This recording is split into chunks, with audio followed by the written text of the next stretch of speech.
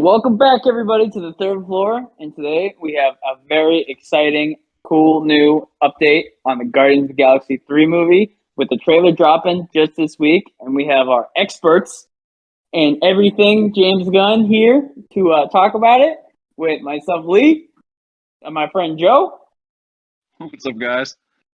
and my friend Jake. Hello there. Realized that I left myself time to say something as if I wasn't introducing myself. But moving on. So the trailer came out this week, and we have a lot of thoughts, a lot of reactions, and I'm sure all of you want to hear it because you clicked on the video. So let's start with Joe. What was your initial thoughts, reactions, likes, dislikes? Tell me about it. All right, so I broke it down: 2 likes, 2 dislikes. So things that popped out at me. So dislikes, I'm gonna get hate for this because I am. It seems like I don't know. There's a lot of Drax comedy, which I've always loved, but it's the same old song and dance. I would like to see a little bit more growth out of the character and have him be less like comedic relief and get some more meat and potatoes out of him. But I mean, that's just one thing I noticed. The second thing is Adam Warlock and the what's his name? High Revolutionary? Evolutionary, high evolutionary. Evolutionary. I thought I got that wrong. I think they both look horrible. I think both characters look like trash. Honestly, Adam Warlock looks like a creepy cosplayer, and the other guy looks like KSI with no eyebrows. So super weird for me. But those are my only 2 negatives. The rest of the stuff I liked. I liked how it's starting to look into Rocket's backstory and how he became who he is, because he's been a character that they've been like really scratching the surface with his potential to be a deep character. And now we're going to actually dive into that pool that they've been showing us is there. We get to see what was happening behind the scenes. So I'm really excited for that. And then what I really liked was the tone of the trailer. It seemed like we were saying goodbye to a family that we've known for a long time, or saying goodbye to people that have been in our lives for a while. And I think that's the tone that's necessary, because while I'm not the biggest Guardians of the Galaxy fan, I do appreciate the dynamic that James Gunn has built in his character building. I think it's phenomenal. So I do think these characters are deserving of that emotional send off, if that is to be the case. And it seems like they have that whole dynamic in this trailer, and I loved it. So, great trailer for me. Loved it. Okay, Jake, what about you? So let me start off by saying what I liked about the trailer. Kind of feeding off of what Joe said. I think this is going to set up a lot of really good character moments. It seems like the whole tone of the movie goes away from goofy and lighthearted to being a little bit more dark, which I think I appreciate, especially for a Marvel movie. It still looks like it's going to have that lighthearted comedy moments, but judging from the amount of sadness that you see in that trailer, I think it's going to set up some beautiful conversations, some beautiful dialogue, and ultimately we're going to care about these characters a lot more than we already do. I love Guardians of the Galaxy. I think besides Lee, I'm one of the bigger Guardians of the Galaxy fan. I definitely think they're both in my top 5 Marvel movies easy. So I'm super excited for the movie. The only issue that I have, not necessarily with the trailer, because I think the cinematography looks great. I think the soundtrack is going to be kick-ass like always. But it seems like there's so many moving parts and so many set pieces that I really hope that that doesn't break up the flow of the story. Because a lot of movies, they just go from set piece to set piece to set piece to set piece, and it feels almost like chop, chop, chop, chop, chop. And I really hope that James Gunn's able to weave that in a story that makes sense and is very engaging, and not just like, oh, we need to go here because of this. Oh, we need to go here because of this.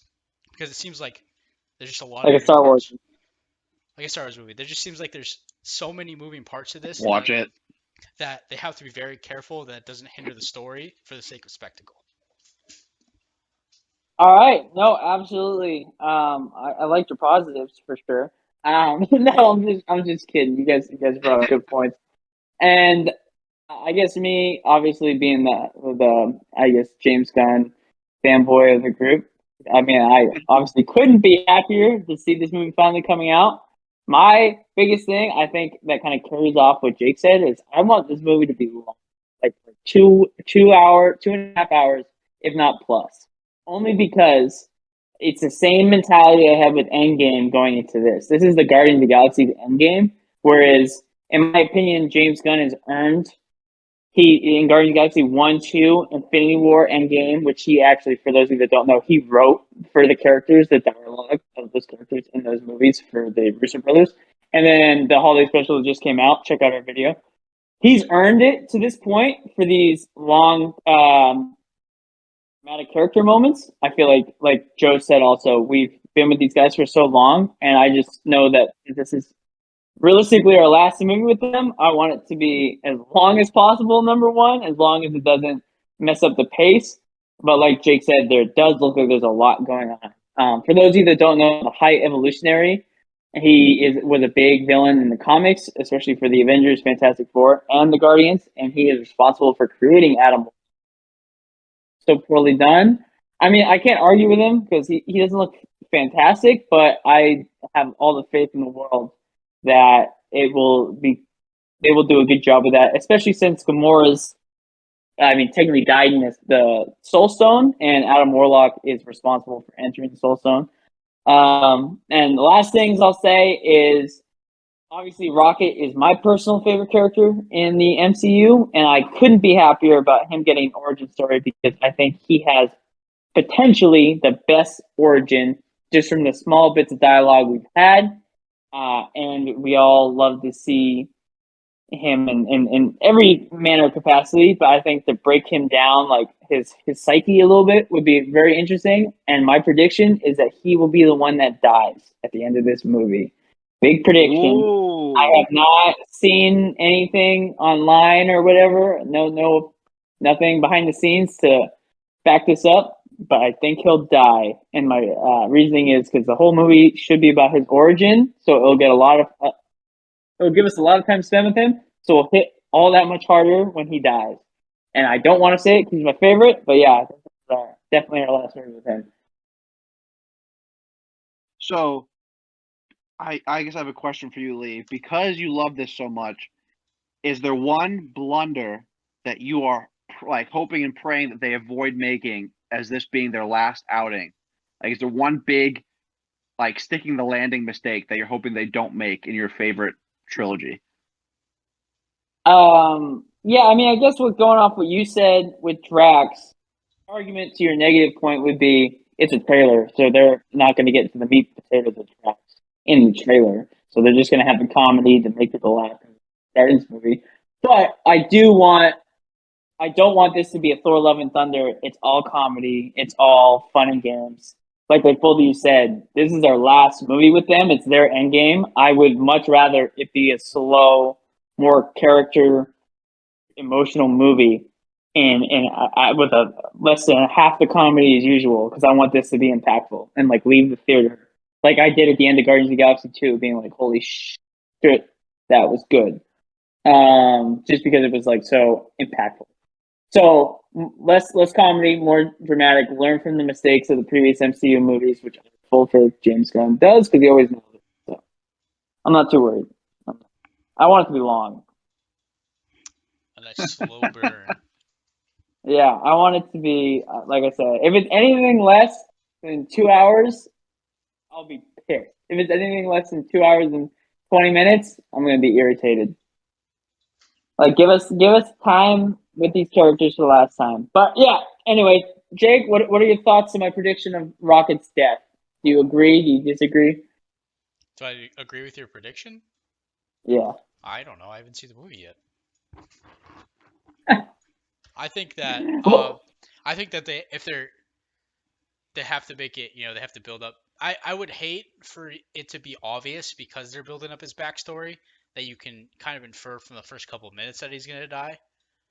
I would want it to be somewhat of a surprise to have a little bit more emotional weight to it. So I'd like to see an equal amount of character development for everyone, so you just don't know what's gonna happen, and then like they hit you with the wombo combo, and then you're just like, holy fuck, because that's gonna stick and that's gonna sting a lot more than you expecting it and then it happening. Kind of like Endgame. yeah. Last thing I'll say, just for what I want from this movie, is a definitive ending, and that doesn't mean everyone has to die. Like it could end with all of them just being like, "Oh, we'll just carry on as Guardians." But I don't want this story. I don't want them to leave an opening for another Guardians with this team. If they wanted to do another team, of Guardians, kind of like their own, like, with all different characters. That's fine, but I feel like the story will be that much more impactful if the whole team gets an arc at the end where there's like a definitive ending. If that makes sense. Oh yeah, no. So the strength of these movies is this group works so well together as a team. If you separate them, I would start to care less. I would be like, who cares? What happens to this one person by themselves? You want them as the package or none, and I think they deserve to be that way. Either make another movie, which I don't think they are, or just let them live their lives together as a family. 'Cause that's what they're supposed to be in these movies, a family. Yeah. All right. But all right, one last thing, and then we'll end it. I think that if if they have a very great send off, they cannot come back for Phase 5. Exactly. That's what I mean. Like, Let this be the last time we see these characters. yeah, but I feel like if it does really well, they're gonna think about how we can make money by reintroducing them, and I just hope that this is the end. As much as I love this franchise, it has the potential to end beautifully. Every good story needs an ending, and I feel like the more you draw it out, the more it worsens the previous outings. Exactly, because like anytime you basically have this good ending, and then you go back on it, you're like, actually, that's not the real ending for the story. This is the real ending, and it doesn't stick the landing. It taints the whole trilogy. So Yeah, Let right. me just Pain. ask you this because I've been thinking about it a lot. I know we're coming up on the end of the video, but would you? I personally would have preferred. I want to hear your guys' opinion. I would have preferred if Thor. They didn't make Thor: Love and Thunder, and they had finalized Thor's ending of his character in the Guardians of the Galaxy 3. Only because I think James Gunn would have carried. He would have handled Thor's ending of his character arc or wherever they would have left him a lot better than what we got in Thor: Love and Thunder, and I think it would have made a lot of sense of Thor like exploring the universe. Yada yada. I would have loved to have seen no Love and Thunder, but Thor being this. Interesting. That seems like a great question for its own video, how it should have ended. I think we'll save that for another day. I think we will too, because Thor is one of my favorite characters, and I hate what they did with it. But topic for another day. So thank you guys for tuning in for this one. Just comment, let us know what we can do different in the future, or what you're liking, what you're disliking. Let us know what you're excited about for this upcoming movie, or just Marvel in general, because it's going to be a topic we're going to talk about later. And we'll catch you in the next one. See ya. Peace.